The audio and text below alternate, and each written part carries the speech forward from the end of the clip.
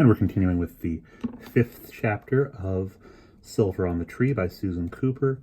Will has been in the mountains of Wales calling, and he's called the Drew children to him, and he has called Bran to him, and it is very possible that the 6th member of this group will be Merriman.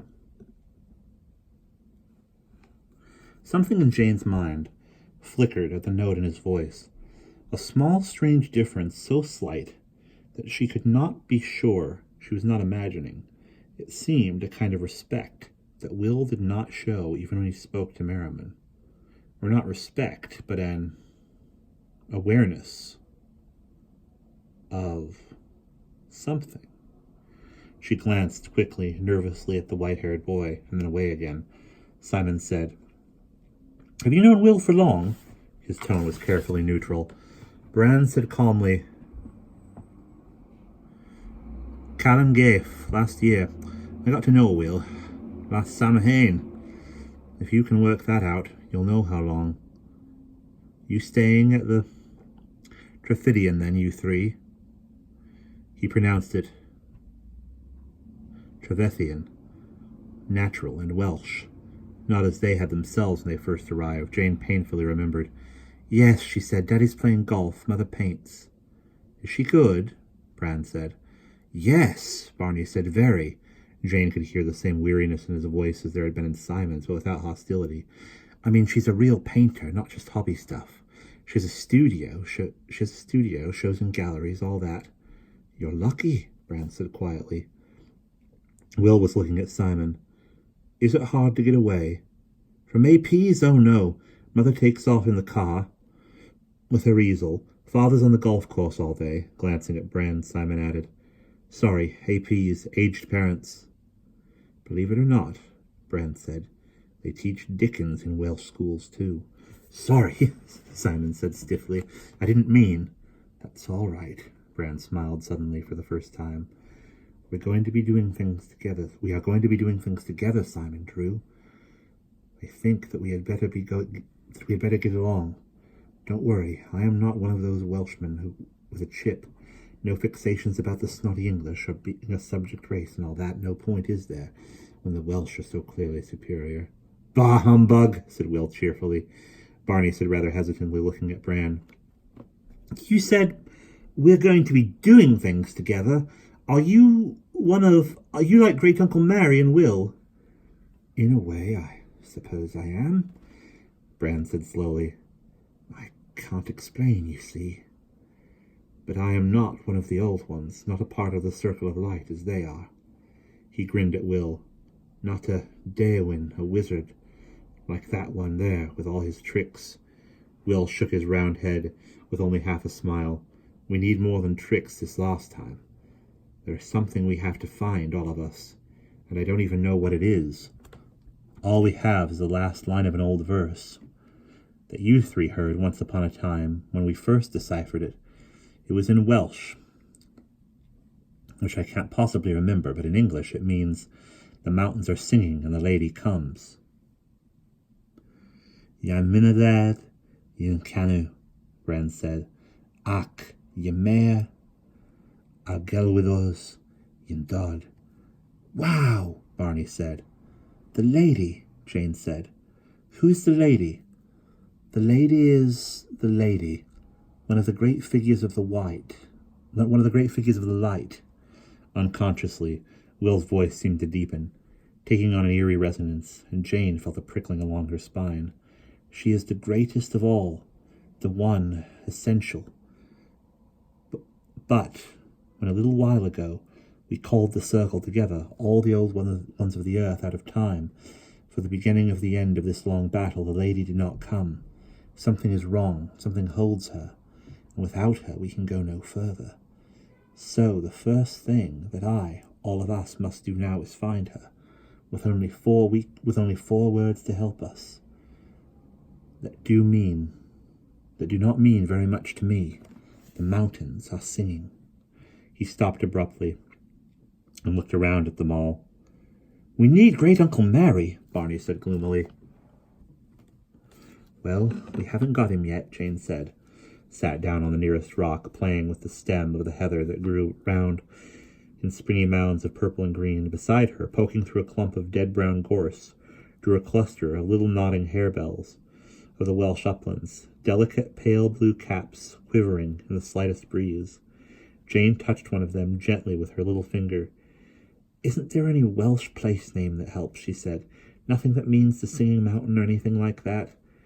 Bran was pacing to and fro, hands in pockets, the dark glasses back again over his pale eyes. No, he said impatiently. "I have thought, and there is nothing at all like that, nothing."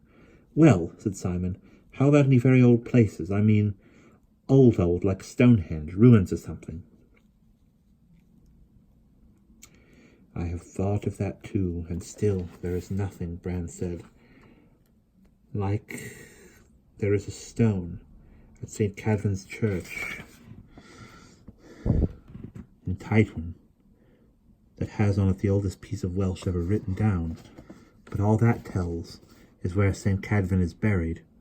Or there's Castle Ybere, a ruined castle, very romantic, right near Carter, but that wasn't built till the 13th century, when Prince Llewellyn wanted to make himself a headquarters to rule all of Wales that the English hadn't grabbed." "No chip?" Barney said mischievously. The dark glasses glared at him. Then Bran grinned. "History, I'm telling you, boy. Not comment. Old Llewellyn had the chip, and a fine one, too. Like Owain Glyndwr later."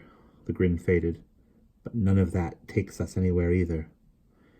"Is there anything to do with King Arthur?" Barney said, and he and Jane and even Simon could feel the sudden weight and silence around them like a blanket. Neither Will nor Bran moved.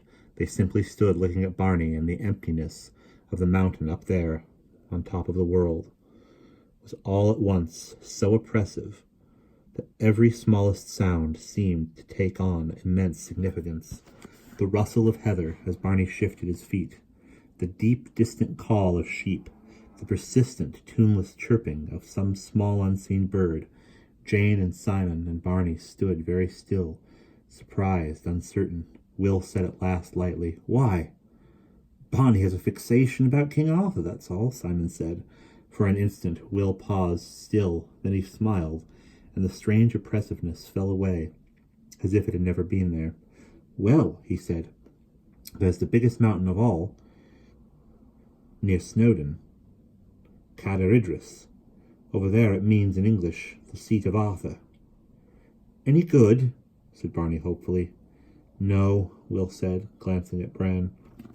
He offered no explanation for the total finality of his voice. Jane found herself resenting the feeling of exclusion that was growing in her. Bran said slowly, "Or there's one other. I hadn't thought about it. Carn March Arthur. What's that mean?"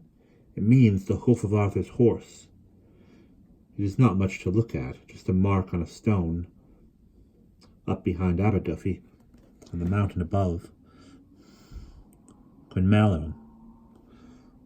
Arthur is supposed to have pulled an athink, a monster, out of the lake up there, and this is the footprint his horse made when he was leaping away." Bran wrinkled his nose. "Of course, it is all rubbish, so I never gave it a thought. But the name is there." They looked at Will. He spread his hands. "We have to start somewhere. Why not?" Barney said hopefully, "Today?" Will shook his head. "Tomorrow. It's a long way from here for us." "Carn March Arthur will be a longish walk," Bran said. "The quickest way from this side is up past the vicarage on the path over the mountain. Not so nice in summer because of visitors' cars. Still, if you can get to the square in the morning, perhaps we can too. Depends if we get a lift again, eh, Will?" Will looked at his watch. 20 minutes before we meet him. Let's go and ask." Jane never could remember afterwards the precise manner of the asking, though over and over again she tried. As they slithered and leapt over the grass and heather of the mountain range, there was little time for talking. She felt, obscurely, that however much breath Will had, he would not have explained much more about John Rowlands. He's a shepherd on my uncle's farm, among other things. He's special.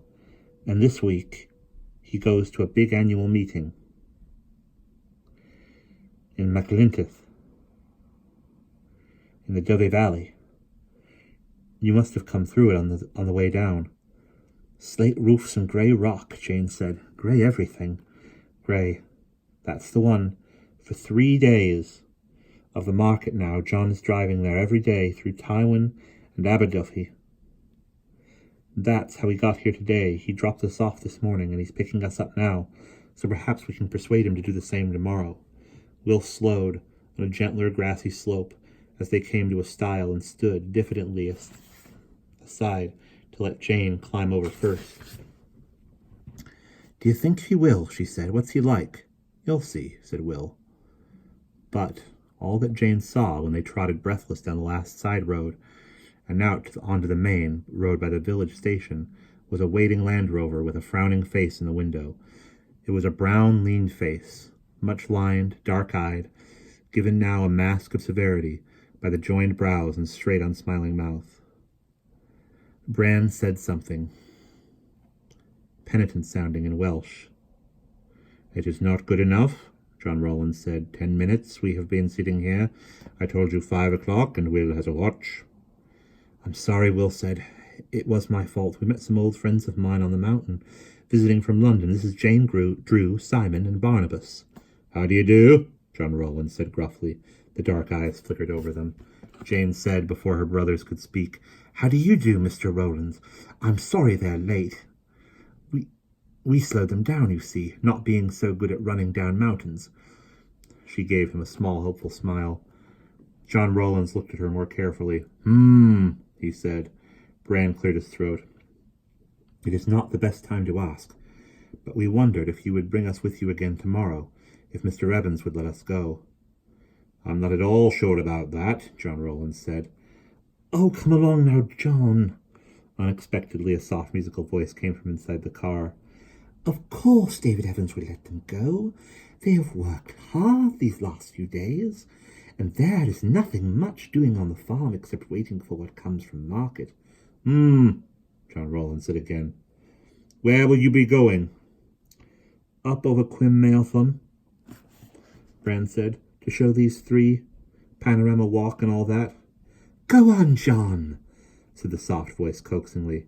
Pick up afterwards, on time, is it?